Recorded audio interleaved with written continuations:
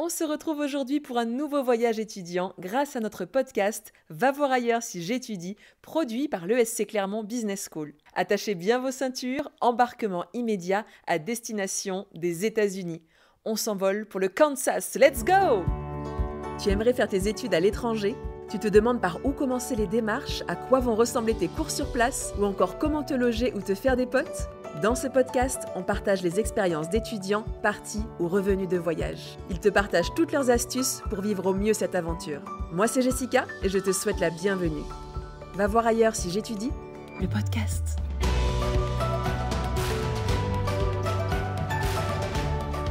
Bienvenue Sarah, merci d'être ici avec nous pour ce podcast.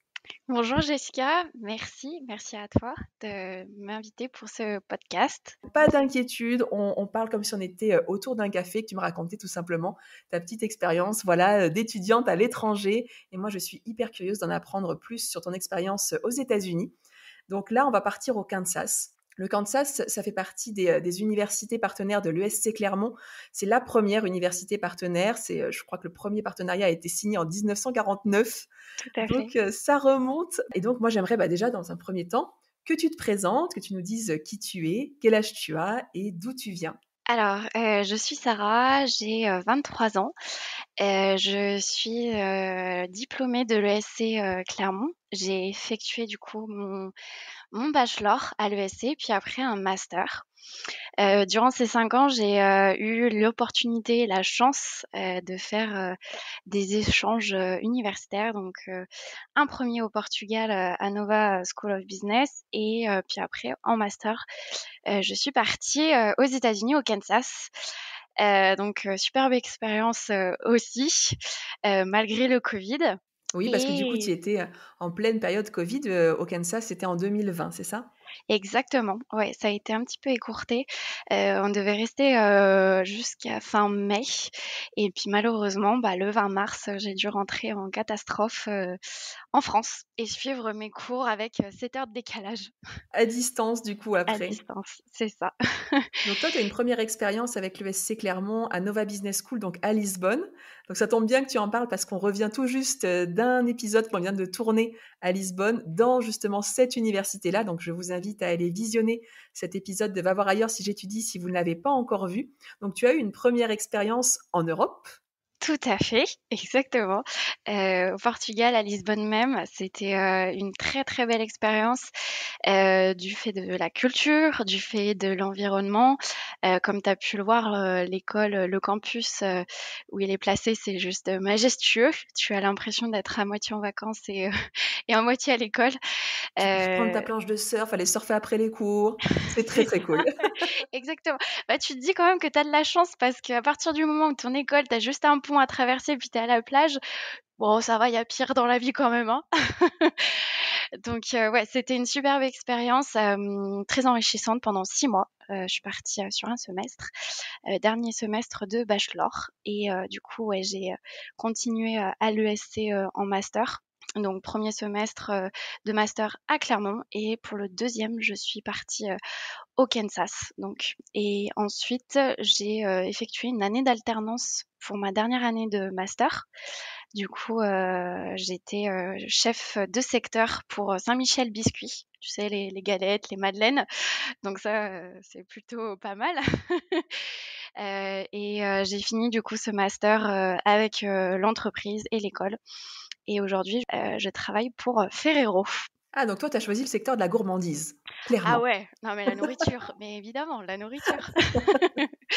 Je suis toujours, commerciale. Aujourd'hui, je suis sur le secteur lyonnais, donc j'ai mon secteur part de Bourg-en-Bresse jusqu'à Montélimar et aujourd'hui, je visite, des grossistes, des cinémas, de la distribution automatique, plutôt des clients, tels quels. Donc, faut pas mal bouger encore. C'est ça, Même si c'est exactement. sur le marché français. Bah, tu nous diras, à la fin de ce podcast, en quoi tes expériences, à l'étranger t'ont peut-être aidé aussi pour décrocher ce premier emploi. Alors la première question qui me vient, c'est quand tu as décidé de partir au Kansas, pourquoi est-ce que tu as choisi cette destination?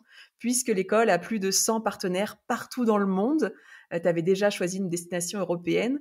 Qu'est-ce qui a fait que cette fois-ci, ton choix s'est porté sur les États-Unis?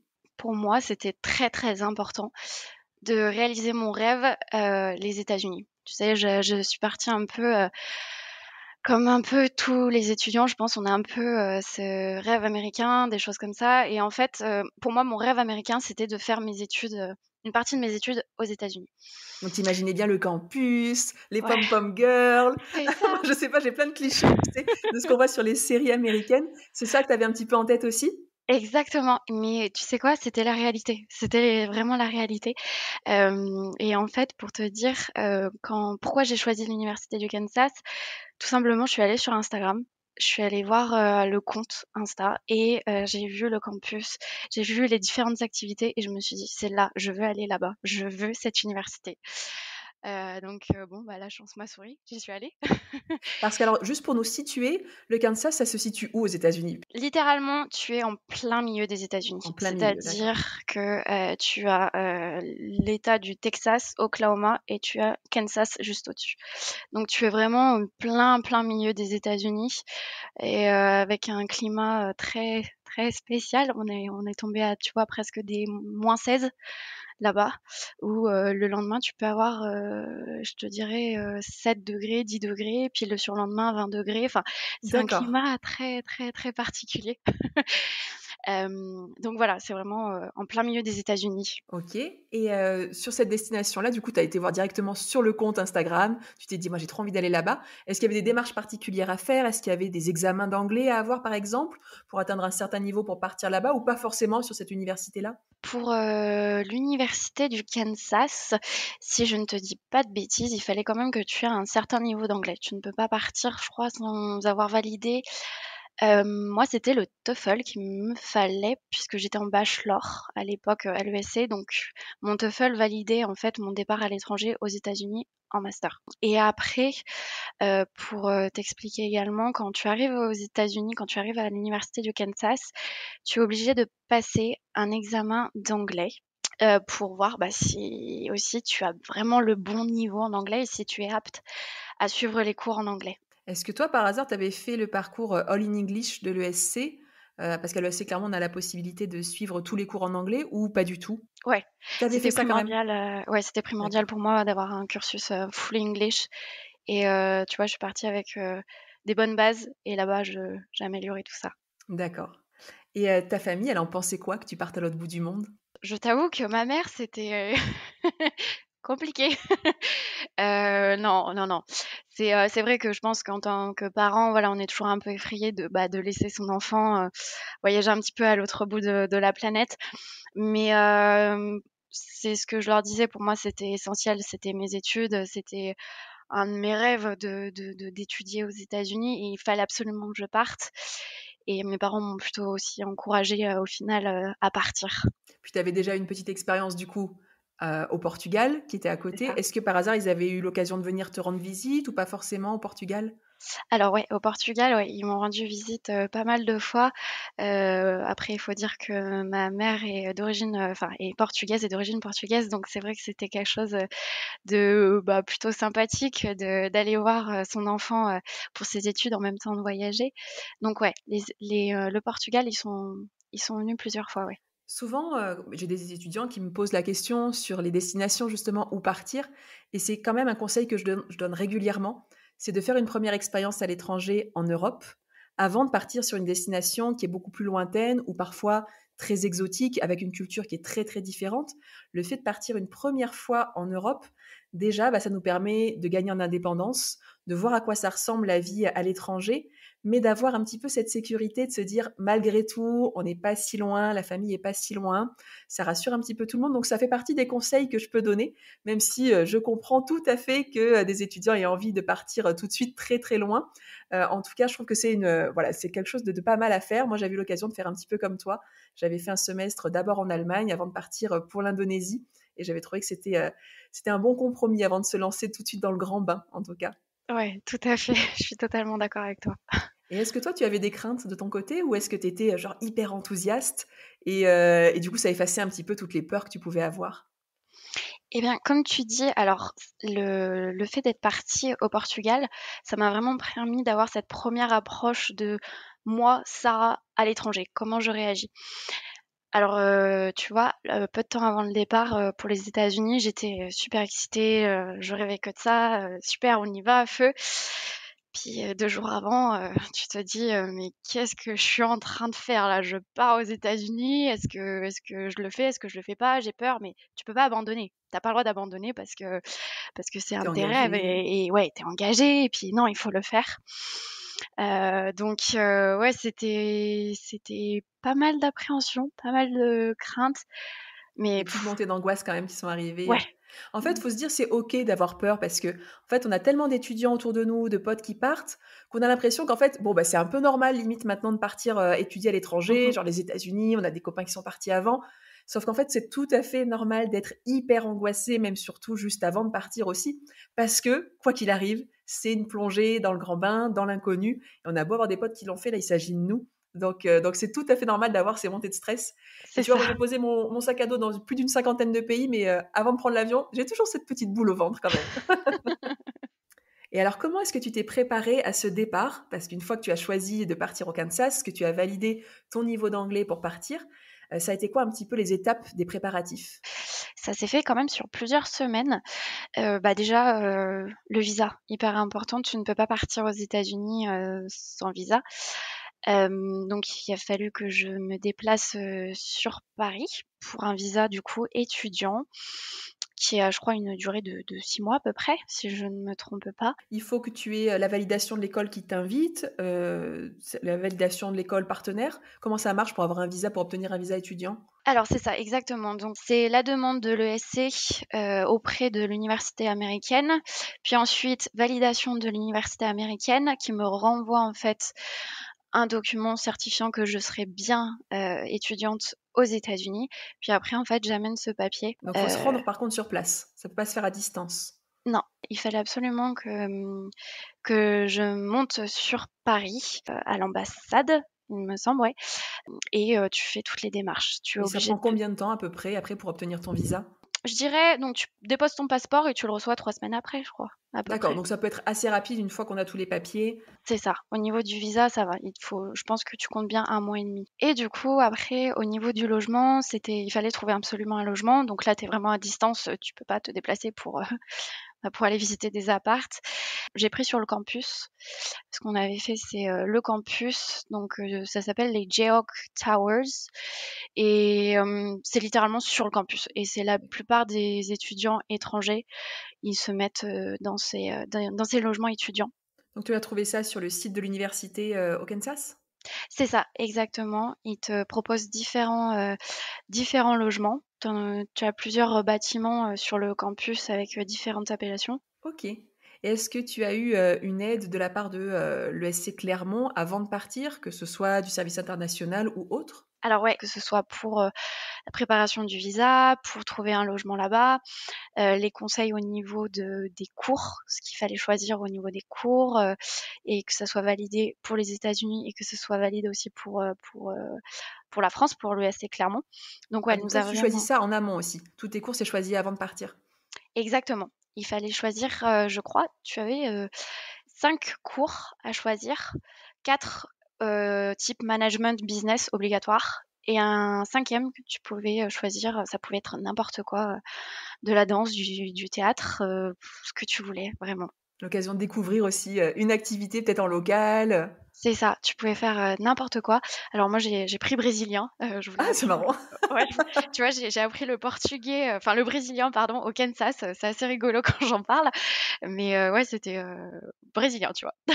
Et est-ce que quand tu as décidé de partir, il y avait un pote à toi à l'ESC qui partait aussi? Vous vous êtes mis d'accord, pour dire: «Tiens, on part ensemble au Kansas» ou pas du tout, c'était une décision qui était personnelle et tu t'es dit: «On verra bien sur place»? Moi, j'ai choisi la destination du Kansas solo, de mon côté. Voilà, c'était les États-Unis et c'est un beau jour où, Marie Vigier me convoque pour les préparatifs, du voyage et je rencontre, du coup, une élève qui s'appelle, Cyrielle Tranvan, qui était en année de césure à l'époque et en fait, je l'ai rencontrée, dans ce bureau et on est partis plus ou moins ensemble en se disant: «OK, bon, bah, si on a le moindre souci, on sera l'une, enfin là, l'une pour l'autre. Donc OK, elle pas partait de dans la souci». même université que toi, en fait? exactement, c'est ça. Et puis au final, on s'est jamais lâché. Et puis aujourd'hui, bah, tu vois, c'est une de mes meilleures amies. Et puis je suis avec elle presque tous les jours par téléphone. Ah donc tu es partie solo finalement, après c'est cool parce que l'ESC vous a mis en contact en vous disant: «Bon, vous êtes 2 étudiantes de l'ESC, c'est quand même bien que vous vous parliez» et au final, bon, vous êtes revenues copines, quoi. Ouais, c'est ça, exactement. Il y a jamais de hasard, que des rendez-vous. Et puis ça y est, c'est l'heure du départ, donc tu prends ta valise, grosse valise ou petite valise? Ouf, énorme, 2 grosses valises. 2 grosses valises. Et tu pars avec quelle compagnie? Comment ça s'est passé? Est-ce qu'il a fallu, que tu fasses des escales? Est-ce que l'arrivée à l'aéroport s'est bien passée? Ou est-ce que c'est quand même un peu compliqué quand on arrive aux États-Unis, surtout pour s'installer? Il y a eu plein de vérifications à faire, ou est-ce que ça s'est fait plutôt tranquillement? C'était un long, long voyage. C'était un long voyage. Alors, bah, pour t'expliquer, moi, je suis partie depuis Lyon, comme c'était l'aéroport à côté. J'ai fait une halte, il me semble, à Francfort. Entre-temps, je me suis arrêtée à New York, que je suis partie direction Kansas. Mais quand tu arrives sur le territoire américain, dès que tu arrives à l'aéroport, tu passes par le bureau des frontières, la douane, ce que tu veux. Et tu es obligé en fait de pas passer un entretien, mais il te pose quelques questions pour savoir qui tu es et qu'est-ce que tu viens faire aux États-Unis. Il check bah, du coup ton passeport, ton identité. Donc voilà, ça c'est très très important aux États-Unis. Tu as vraiment beaucoup beaucoup de règles aux États-Unis. C'est un petit peu stressant, j'imagine, quand tu arrives, tu es toute seule, il faut que tu débrouilles avec C'est ton ça. anglais. C'est ça, exactement. Donc, il te pose la question: «Est-ce que vous avez, de la nourriture sur vous ou dans votre valise? Qu'est-ce que vous venez faire ici? Dans quel but?» Donc au début, bah, toi, tu pas préparé à tout ça. Donc voilà, c'est vrai que bon, bah, pas mal d'avions à prendre, quelques haltes et puis arriver du coup, au Kansas, et là, on arrive dans des paysages, waouh! Là, tu te dis: «Ouais, là, c'est les États-Unis, quoi, c'est l'Amérique profonde». Des grands espaces. C'est ça, des champs à perte de vue et puis ouais, le Kansas, quoi.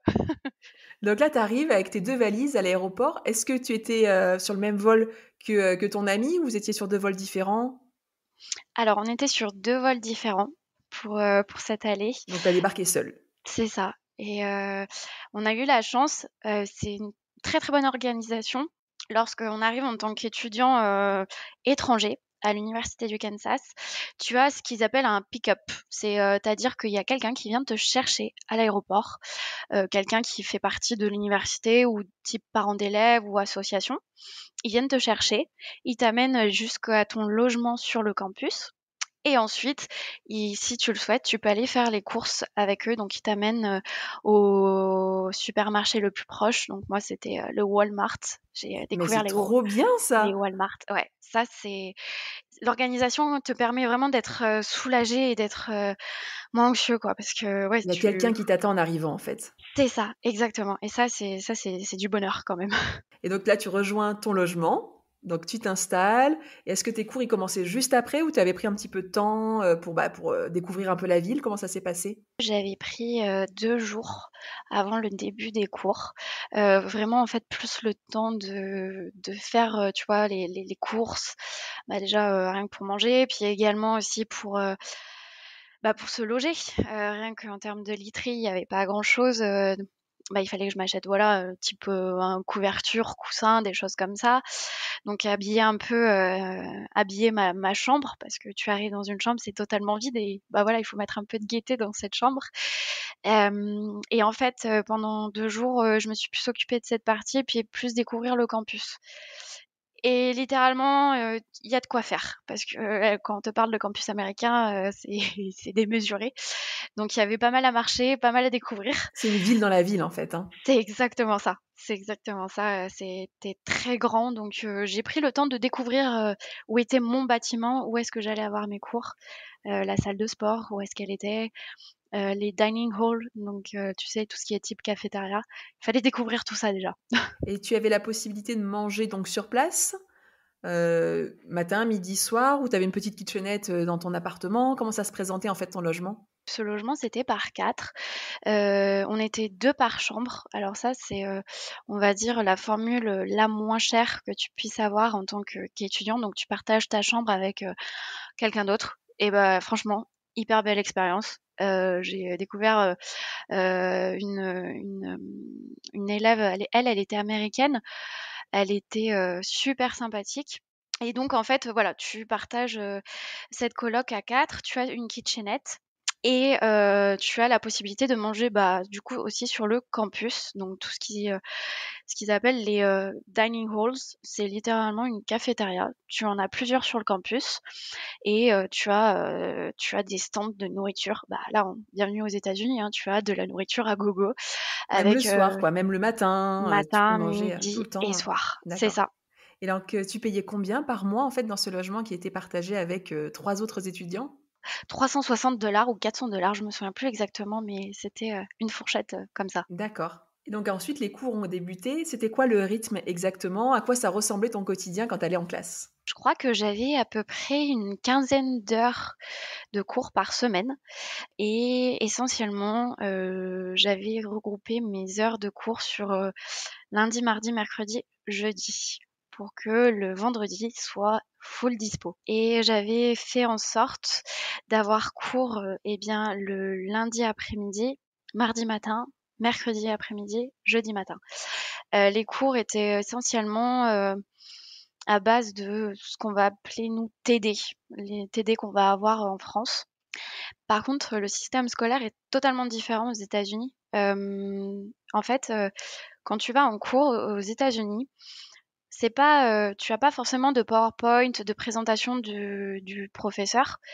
Tu as un petit support, mais qui va pas être vraiment le plus gros du cours.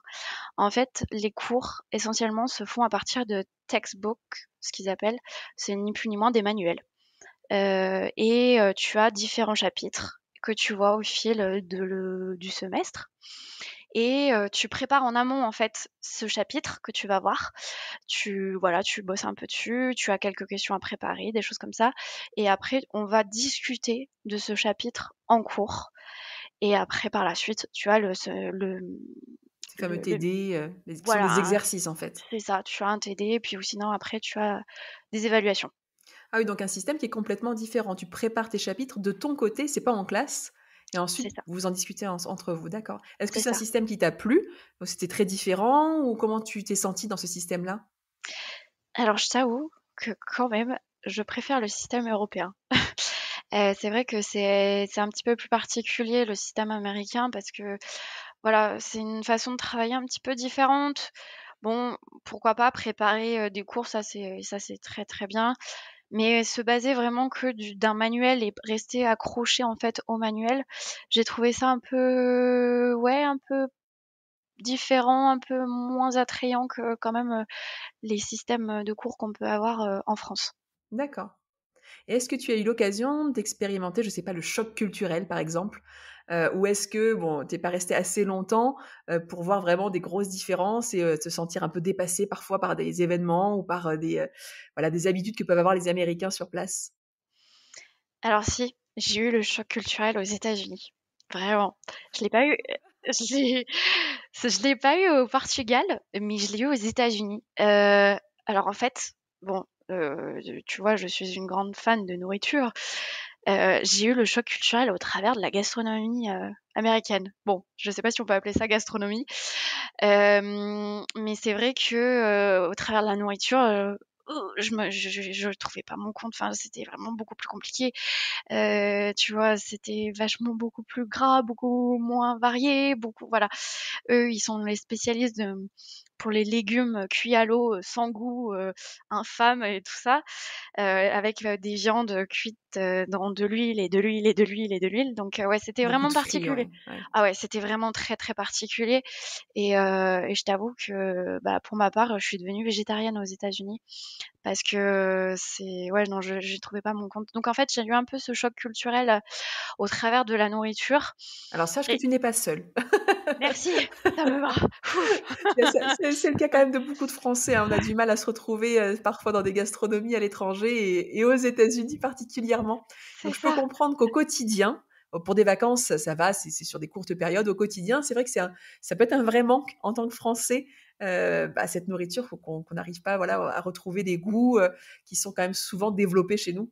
C'est ça, exactement. Mais ouais, donc c'était vraiment, tu vois, cette différence en termes de nourriture et également en termes de comportement humain.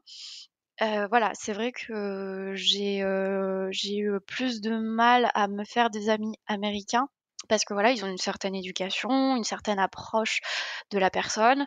Il y a vraiment un fossé entre, leur vision, de l'amitié et nous, ce qu'on peut avoir en tant qu'Européens ou même en tant que Latins. D'accord. C'est vraiment différent, ouais. C'est quoi que tu as ressenti? Parce qu'on dit souvent, par exemple, alors ça fait partie peut-être des clichés, mais qui sont très sociables, très souriants, qui sont, très accueillants. Est-ce que tu as retrouvé ça? Ou est-ce que c'était un peu du superficiel justement peut-être? C'est vrai que tu as tendance à dire qu'ils sont quand même, chaleureux, accueillants, mais ça dure une seule journée. Littéralement, c'est voilà, c'est très, superficiel, c'est en surface, je trouve. Ça m'est arrivé, de vouloir, tisser un peu des liens, tu sais, normal, hein, de tisser des liens avec, des Américains parce que, je me retrouve en classe, je suis la seule, étrangère, la seule française, tout le reste, c'est des Américains. Je veux aller vers les autres, je veux me faire des amis. Bon, voilà, c'est début de l'heure, on papote, fin de l'heure, c'est terminé et puis, voilà, c'est vrai que c'est une approche très, très différente parce qu'ils ont leurs habitudes, ils ont leur façon, pardon, de vivre. Donc, ouais, très différente. Ah, c'est intéressant, ça dépend un petit peu des pays, ça dépend aussi des étudiants. Parfois, c'est effectivement, on se retrouve à avoir des amis qui sont aussi étrangers, souvent d'autres Erasmus ou d'autres étudiants qui partent aussi faire un semestre à l'étranger. Je pense que ce qui rapproche aussi beaucoup, c'est le fait qu'on soit un peu dans la même galère, c'est-à-dire on est tous partis à ce moment-là, on est loin de nos familles, loin de notre propre culture, donc je pense que ça rapproche aussi beaucoup. Mais je peux comprendre aussi effectivement, même en tant que Français, je me rappelle quand j'étais étudiante et qu'il y avait des étudiants étrangers qui venaient en classe, souvent on a aussi notre propre groupe d'amis, notre propre vie. C'est pas évident tout le temps, d'intégrer, vraiment dans nos groupes, ces personnes comme ça, qui vont arriver souvent pour, juste un semestre, juste quelques mois et peut-être qu'il y a de ça aussi malgré tout, de se dire: «Bon mais en fait ces étudiants étrangers, ils sont là juste pour quelques mois, donc on va pas faire plus d'efforts que ça C'est ça, pour se faire des potes. tout à Donc fait. bon, ne leur jetons pas la pierre. Non, surtout pas. Mais c'est intéressant d'en parler parce qu'effectivement, il y a d'autres pays, je pense à l'Italie par exemple, où les Italiens adorent faire voilà, des rencontres avec les étudiants étrangers, donc ça peut aussi dépendre des pays. Est-ce que toi, tu as voyagé un petit peu sur place? Tu as eu cette occasion-là ou pas forcément parce que les États-Unis, c'est tellement grand que du coup, tu t'es cantonné un petit peu, au Kansas? J'ai eu la chance incroyable de pouvoir voyager un peu aux États-Unis. J'ai pu, voyager, surtout sur la côte est. J'ai fait Boston, j'ai fait New York et j'ai fait Miami pendant le spring break. Waouh, la classe! Et là, tu étais dans ton film américain, là. Ah mais là, tu vois, c'était juste incroyable et là, tu te dis: «Ouais, ce que tu vois pendant, enfin dans les films, pendant le spring break, tout ça, c'est la réalité, c'est la réalité». Dans tous ses excès aussi, j'imagine? Ah, je ne t'en dirai pas plus, mais oui. Je Ouais. comprends pas, on est sur un podcast entre nous là, on peut discuter, hein? OK, ce qui se passe aux États-Unis reste aux Aux États-Unis. États-Unis. Non, ouais, c'était non, par contre, vraiment des très beaux moments parce que, voilà, découvrir, d'autres villes, aux États-Unis, enfin, partir à Boston depuis le Kansas, c'est quand même 4 heures de vol, tu vois? Donc c'est pas rien. Fallait préparer tout ça, et oui, non, vraiment, c'était des très, très beaux moments. Quel est ton bilan du coup de cette expérience à l'étranger? Est-ce que tu gardes, un bon souvenir? Est-ce que c'est une super expérience ou le fait que ça a été écourté un petit peu par le covid, tu en reviens un peu frustré? Alors oui, je t'avoue que j'en reviens quand même un peu frustrée parce que, dans ma tête, j'étais partie pour, 5-6 mois et j'avais encore, des idées de voyage, notamment faire, tu vois, la côte ouest, Californie, malheureusement ça a pas pu se faire. Mais, j'en reviens, mais encore plus grandie de cette expérience dans le sens où, j'ai découvert ce qu'étaient les États-Unis de mes yeux, de mes propres yeux.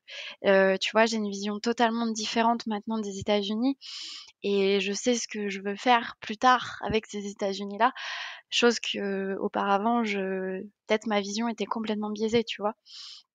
Donc non, c'était, une superbe expérience et voilà, pouvoir se dire aux gens, «Bon, ouais, j'ai fait aussi un échange, pardon, aux États-Unis», ouais, c'est canon quand même, c'est chouette.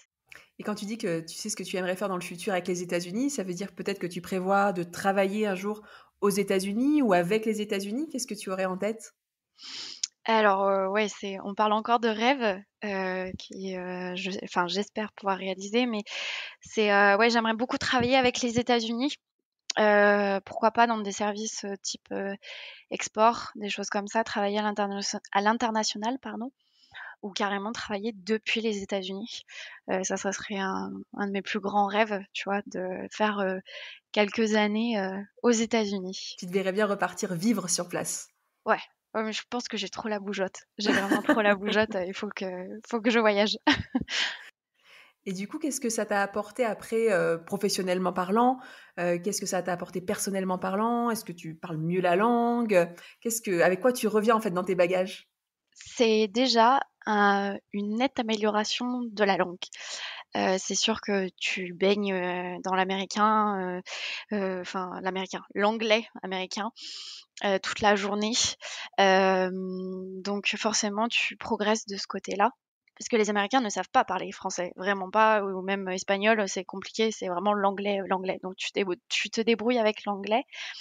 Et on va dire en termes professionnels, bah, voilà, c'est pouvoir, dire aux futurs recruteurs que, bah, j'ai, de belles notions en anglais, et c'est pouvoir en fait, dire à ton recruteur que, bah, par la suite tu aimerais évoluer et que tu aimerais, potentiellement parler en anglais, tous les jours, dans ton travail. Donc ça, parfois, ça fait aussi écho, auprès de ton recruteur. Et alors, pour finir ce podcast hyper intéressant avec toi, Sarah, si tu devais embarquer de France une seule chose dans tes bagages, ce serait quoi? Là, tu es à l'aéroport, au moment de partir de France, tu connais maintenant l'expérience que tu as vécue aux États-Unis et tu dis: «Mince, si j'avais pu mettre ça dans mon sac à dos ou dans ma valise, je l'aurais bien emporté avec moi», ce serait quoi? C'est bon si on te parle de nourriture encore une fois ou pas? Ah, mais j'ai compris que c'était ton secteur, hein. Je pense littéralement, j'aurais ramené un pain au chocolat. Alors tu vois, je suis pas une grande adepte en France du pain au chocolat, mais tu vois, on parle de choc culturel, pain au chocolat. Littéralement, je crois que c'est là où ça m'a manqué le plus. Et est-ce que c'est la première chose que tu as fait en rentrant, croquer dans un pain au chocolat? Je te jure que oui. Je suis pas étonnée. Bon, je retiendrai le pain au chocolat. Pas sûr que les douaniers, par contre, l'auraient laissé passer, tu sais. Ça, je pense, problème. Ouais, ouais, on n'emmène pas de nourriture aux États-Unis. Mais en tout cas, un grand merci, Sarah, d'avoir partagé ton expérience au Kansas, une destination qui est un petit peu atypique puisque effectivement, c'est en plein centre des États-Unis. Moi, ça me ferait très plaisir d'aller tourner un épisode là-bas puisque c'est un petit peu l'objectif aussi, c'est de multiplier les partages d'expériences avec vous en podcast, mais de continuer le tournage des épisodes sur place pour vous montrer en vidéo à quoi ça ressemble. Est-ce que tu as un dernier conseil à donner à des prochains étudiants qui aimeraient partir sur cette destination? Alors, mon conseil, c'est parfois, il vaut mieux sortir de sa zone de confort. Juste l'instant de quelques minutes se poser, se dire: «OK, on le fait, feu», et juste, vous reviendrez et vous vous direz que juste, on a adoré cette expérience et c'était juste incroyable, et par la suite, vous serez nostalgique. Merci beaucoup, Sarah. À très bientôt pour un nouveau podcast, une nouvelle destination dans Va voir ailleurs si j'étudie. J'espère que vous avez aimé écouter ce podcast proposé par l'ESC Clermont Business School. Si c'est le cas, aidez-nous à le faire connaître. Vous pouvez vous abonner pour ne manquer aucun des prochains épisodes. N'hésitez pas aussi à lui mettre un max d'étoiles si ça vous a plu, ça nous aide toujours, ou encore à le partager. Je vous invite à poursuivre le voyage via nos réseaux sociaux et plus particulièrement la web-série Va voir ailleurs si j'étudie, disponible sur le site de l'école ou encore sur YouTube.